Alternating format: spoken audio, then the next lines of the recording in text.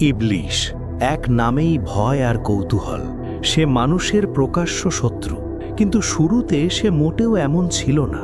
ইবলিশ ছিল জিন জাতির একজন, আগুন থেকে সৃষ্টি। আশ্চর্যের বিষয় হল, একসময় সে আল্লাহর ইবাদতে এতটাই ডুবে ছিল যে ফেরেশতাদের সাথেই তার ওঠা বসা হতো। সবাই তাকে একজন বড় ইবাদতকারী হিসেবেই চিনত। ইবলিশের জন্ম নিয়ে একটি কাহিনী খুব প্রচলিত। বলা হয়, জিনদের এক শাসক ছিলেন, নাম হামুস। তার ছেলের নাম ছিল খবিস। খবিস ছিল দেখতে সিংহের মতো ভয়ঙ্কর আর ভীষণ রাগী। হামুসের মেয়ের নাম ছিল নীলবিস। তিনি দেখতে নেকড়ে বাঘের মতো আর স্বভাবেও ছিলেন কঠোর। এই আগুনের স্বভাবের দুই সত্তার মিলনেই জন্ম নেয় ইবলিশ। আগুন থেকে জন্ম হওয়ায় ইবলিশের ভেতরেও আগুনের মতো গুণ ছিল, চতুর, তীক্ষ্ণ বুদ্ধিমান আর খুবই অহংকারী।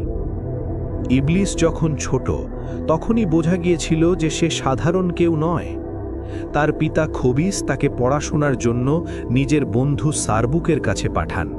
সারবুক ছিলেন অসম্ভব জ্ঞানী একজন শিক্ষক, হাজার হাজার বছর ধরে যিনি শিক্ষা দিয়ে আসছিলেন।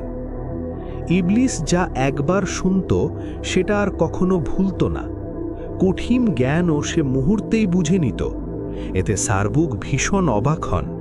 তিনি খবিসকে বলেছিলেন, আমার এত বছরের শিক্ষকতা জীবনে এমন মেধাবী ছাত্র আর দেখিনি। এই ছেলে একদিন খুব বড় হবে।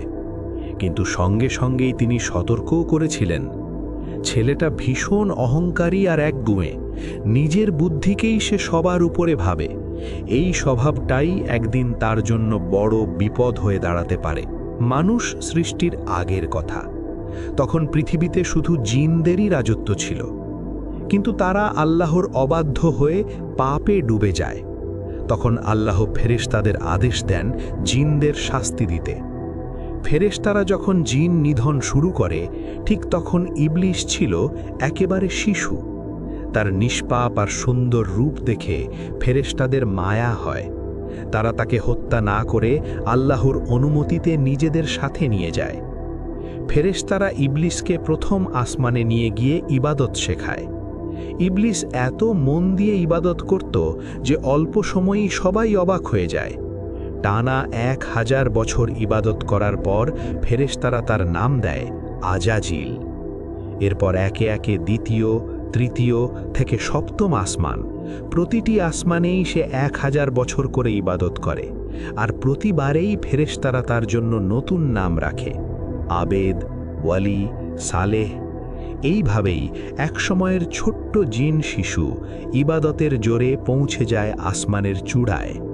ফেরেশতাদের কাছ থেকে শেখার পাশাপাশি ইবলিশও নিজে এমন ইবাদত করতে লাগল যে অল্প সময়েই সে জ্ঞান আর আমলে সবাইকে ছাড়িয়ে গেল।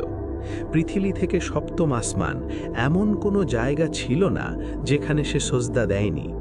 ফেরেশতারা তার ইবাদতে মুগ্ধ হয়ে গেল। তারা আল্লাহর দরবারে বলল, হে আল্লাহ, ইবলিশ এখন আমাদের থেকেও বেশি জ্ঞানী।